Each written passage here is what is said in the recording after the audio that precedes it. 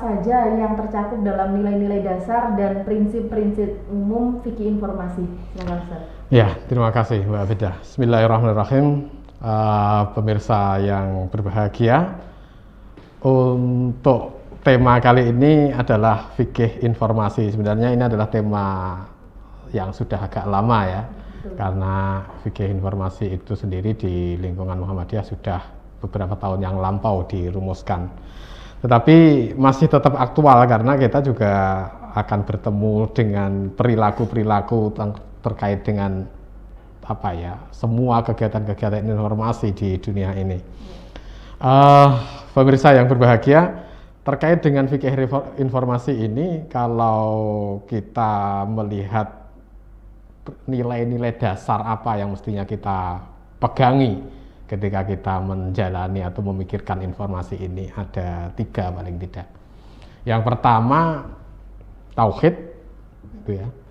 Karena prinsip tauhid itu semua hal saya kira dalam urusan agama itu, dalam urusan Islam itu semuanya harus berujung kepada ketauhidan.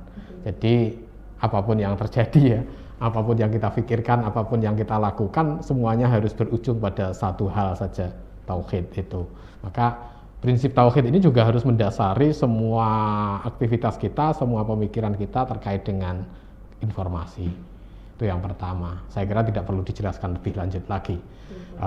Semua sudah mafhum.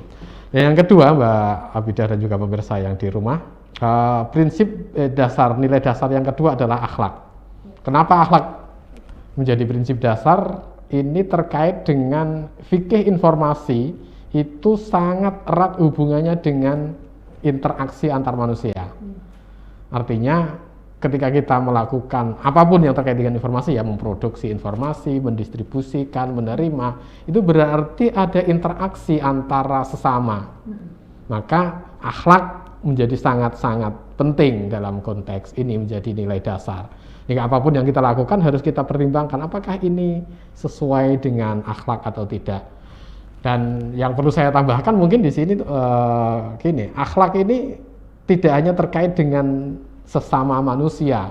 Ketika saya sebut sesama itu ya sesama makhluk. Jadi tidak hanya kepada sampean, kepada teman-teman, tapi juga semuanya.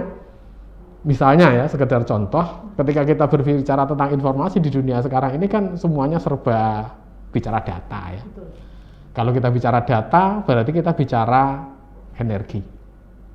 Karena ketika kita menyampaikan atau mengirim pesan, mengirim data, itu berarti ada energi yang terpakai. Semakin banyak yang kita mengirim pesan, berarti semakin banyak energi yang kita pakai. Semakin banyak energi yang kita pakai, kita harus berpikir, apakah itu akan berpengaruh terhadap sesama kita selain manusia juga? Alam, makhluk-makhluk lain, hewan, tumbuh-tumbuhan, dan alam yang lain juga. Nah, itu juga perlu kita pikirkan. Jadi ketika kita berinformasi ria, kita juga harus berpikir tidak hanya untuk kepentingan manusia saja. Itu akhlakul karimah kita mestinya. Yang ketiga, nilai dasar yang pantas dan kita perlu renungkan adalah maslahah. Saya jadi ingat apa yang dikatakan oleh Ibnu Taimiyah, bahwa dalam salah satu tulisannya beliau mengatakan asas dasar dari syariah itu adalah masalihul ibad, kemaslahatan umat ya, baik kemaslahatan dunia maupun kemaslahatan akhirat.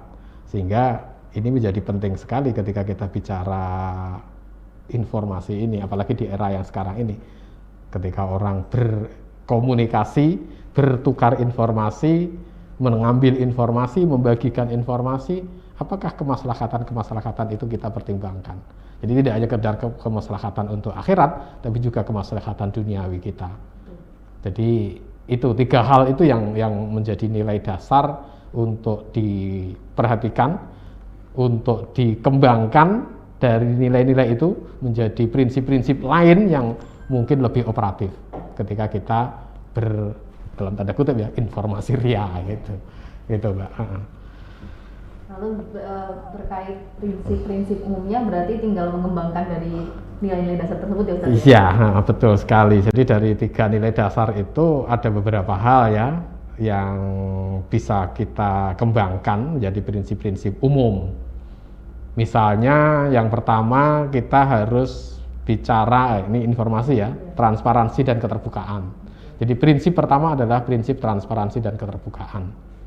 Artinya ketika kita memproduksi, menyebarkan, mengambil, membagi lagi informasi, itu ya harus ada kejujuran, harus ada kebenaran, harus ada kemanfaatan.